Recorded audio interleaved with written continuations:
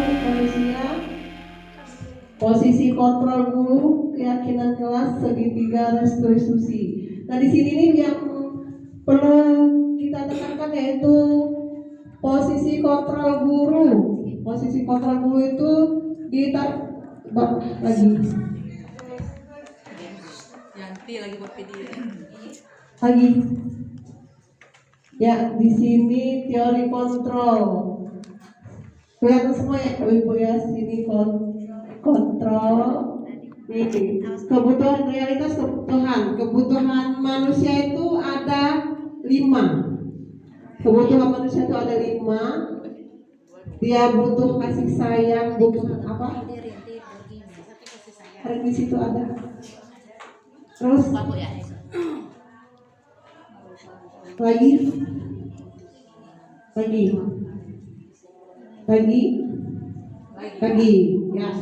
ini dia 5 kebutuhan dasar manusia yang selama ini kita cuma tahu kebutuhan manusia itu sandang, pangan, papan ya. Ternyata kebutuhan manusia itu ada 5, yaitu penguasaan, bertahan hidup, kasih sayang, rasa diterima, kesenangan dan kebebasan. Ya di sini kita sebagai dewan guru kita harus bisa memenuhi 5 dasar ini kepada anak-anak didik kita. Lanjut. Nah ini dia ya, konsep disiplin dengan identitas gagal. Tuh lihat ada hukuman dan penghargaan. Nah di dalam kelas itu kita harus sebuah keyakinan kelas dengan siswa kita. Ya keyakinan kelas. Jadi sebelum memulai ajaran baru atau pelajaran di kelas itu hendaknya kita sebagai wali kelas itu membentuk keyakinan kelas. Kalau dulu namanya peraturan kelas, tapi nama itu nggak boleh dipakai lagi, dia harus memakai nama keyakinan kelas. Itu apa dibentuknya itu sesuai dengan itu kesepakatan kita dengan anak-anak, ya kesepakatan kita dengan anak-anak ya. Jadi peraturan itu biarin anak-anak yang membuat sendiri. Ya peraturannya itu anak-anak yang membuat sendiri. Kalau dia disiplin itu konsekuensinya apa? Mereka yang menentukan kalau mereka melanggar. Ya jadi kalau kan walaupun mereka ingin melanggar itu kan mereka berpikir mereka yang sudah buat, mereka yang mau melanggar kan nanti apa ya rasa tanggung jawabnya itu kan pasti akan timbul sama mereka. Jadi mulai sekarang diharapkan semua kelas kita memiliki keyakinan kelas.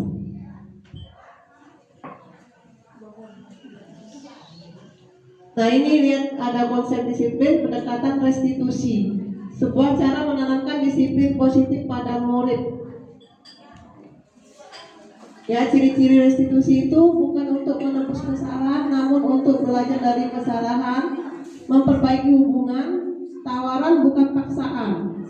Ya tawaran ke anak murid tadi kita tawarkan. Kalau dia melanggar, dia tawarannya apa? Hukumannya mau apa? Bukan hukuman ya. Bukan sanksi, konsekuensi.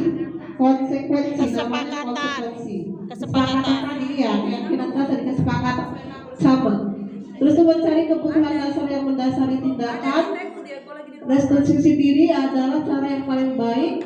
Fokus pada karakter bukan tindakan. Tuh, fokus pada karakter bukan tindakan.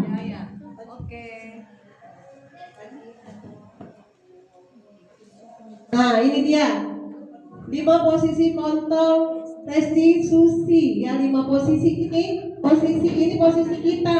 Posisi kita terhadap anak. Tuh, penghukum. Kita kan sering ya, anak nak pungut sampah. Kita itu namanya menghukum itu termasuk menghukum. Pembuat rasa bersalah, pemantau, teman, dan manajer. Di situ ada kolomnya. Coba ya. Nih lihat. Nah, penghukum sebagai penghukum, patuhi aturan sekolah lalu berdiri di depan barisan. Ya, udah jelas itu bentuk hukuman. Pemantau, kamu sudah melanggar apa peraturan dan konsekuensinya. Pernah ya kalau anak-anak terlambat, kok kamu terlambat nak? Kata dia pasti dia jawabnya rumahnya jauh atau Bangun siangan. bangun kesiangan. Nah, dia termasuk ke pemantau. Kalau kita nanya apa pertanyaannya sama seperti itu gitu. Kamu kok datangnya terlambat? Gitu kan? Dia termasuk pemantau. Tapi kalau kita langsung datang lambat, kamu terlambat, langsung nyuruh dia cari sampah atau kemana gitu, itu termasuk kita termasuk penghukum. Terus teman, nih ayo yang tertib buat Bu Guru bangga kali ini. Kali ini tidak apa-apa kamu salah. Nah itu kita sebagai teman. Tapi kalau kita sebagai teman, kadang anak-anak itu jadi tergantung sama kita. Dia tidak mandiri. Terus ada pembuat rasa bersalah. Beberapa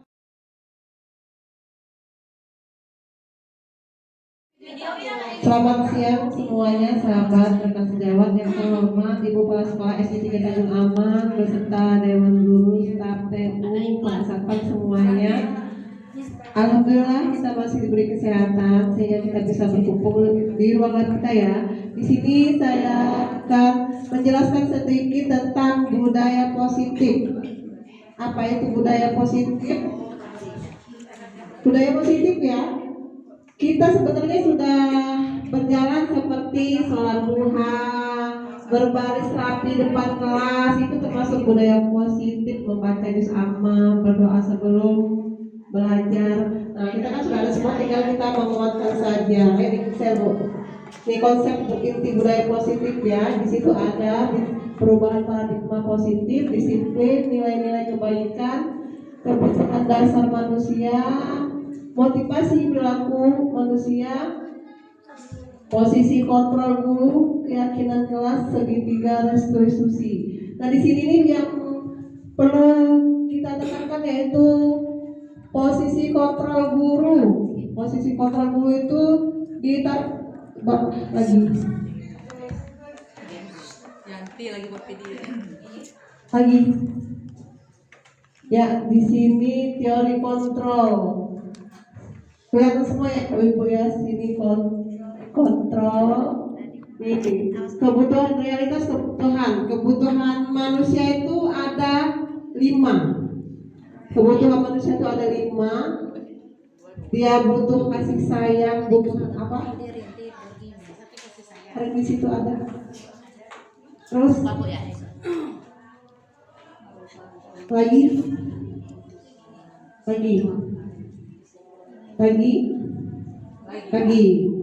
Nah ini dia 5 kebutuhan dasar manusia yang selama ini kita cuma tahu kebutuhan manusia itu sandang, pangan, papan ya. Ternyata kebutuhan manusia itu ada 5, yaitu penguasaan, bertahan hidup, kasih sayang, rasa diterima, kesenangan dan kebebasan. Ya di sini kita sebagai dewan guru kita harus bisa memenuhi 5 dasar ini kepada anak-anak didik kita. Lanjut. Nah ini dia ya, konsep disiplin dengan identitas gagal. Tuh lihat ada hukuman dan penghargaan. Nah di dalam kelas itu kita harus sebuah keyakinan kelas dengan siswa kita ya, keyakinan kelas. Jadi sebelum memulai ajaran baru atau pelajaran di kelas itu hendaknya kita sebagai wali kelas itu membentuk keyakinan kelas. Kalau dulu namanya peraturan kelas, tapi nama itu nggak boleh dipakai lagi, dia harus memakai nama keyakinan kelas. Itu apa dibentuknya itu sesuai dengan itu kesepakatan kita dengan anak-anak ya, kesepakatan kita dengan anak-anak ya. Jadi peraturan itu biarin anak-anak yang membuat sendiri. Ya, peraturannya itu anak-anak yang membuat sendiri. Kalau dia disiplin itu konsekuensinya apa? Mereka yang menentukan kalau mereka melanggar.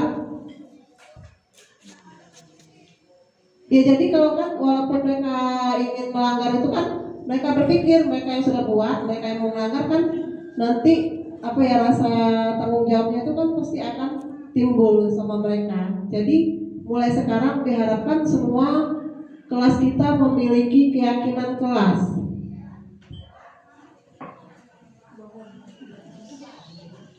Nah ini lihat ada konsep disiplin, pendekatan restitusi. Sebuah cara menanamkan disiplin positif pada murid. Ya, ciri-ciri restitusi itu bukan untuk menebus kesalahan, namun untuk belajar dari kesalahan, memperbaiki hubungan, tawaran bukan paksaan.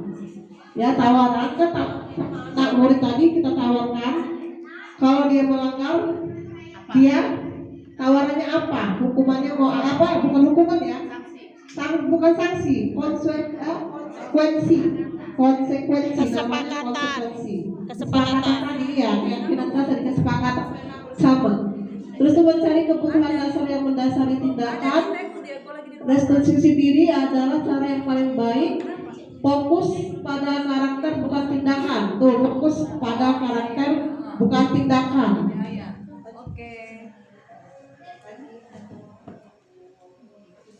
Nah, ini dia 5 posisi kontrol restitusi. Ya, 5 posisi ini, posisi kita terhadap anak. Tuh, penghukum. Kita kan sering ya, anak nak pungut sampah. Kita itu namanya menghukum itu termasuk menghukum. Pembuat rasa bersalah, pemantau, teman, dan manajer. Di situ ada kolomnya. Coba ya. Nih lihat, nah penghukum sebagai penghukum, patuhi aturan sekolah lalu berdiri di depan barisan. Ya, udah jelas itu bentuk hukuman. Pemantau, kamu sudah melanggar apa peraturan dan konsekuensinya. Pernah ya kalau anak-anak terlambat, kok kamu terlambat nak? Kata dia pasti dia jawabnya rumahnya jauh atau bangun kesiangan. Nah dia termasuk ke pemantau. Kalau kita nanya apa pertanyaannya sama seperti itu gitu. Kamu kok datangnya terlambat? Gitu kan? Dia termasuk pemantau. Tapi kalau kita langsung datang lambat, kamu terlambat, langsung turun dia cari sampah atau kemana gitu, itu termasuk kita termasuk penghukum. Terus teman, nih ayo yang tertib buat Bu Guru bangga kali ini tidak apa-apa kamu salah. Nah itu kita sebagai teman. Tapi kalau kita sebagai teman, kadang anak-anak itu jadi tergantung sama kita. Dia tidak mandiri. Terus ada pembuat rasa bersalah. Beberapa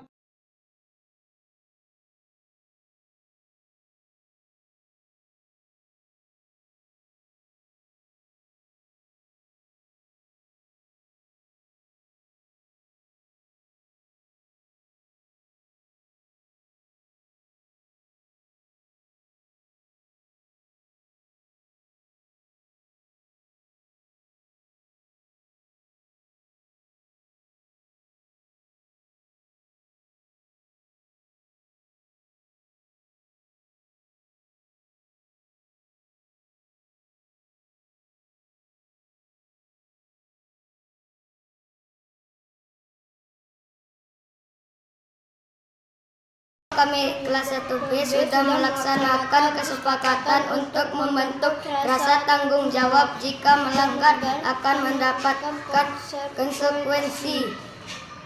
Terima kasih. Terima kasih. Kami sudah membuat kesepakatan di kelas secara bersamaan untuk membuat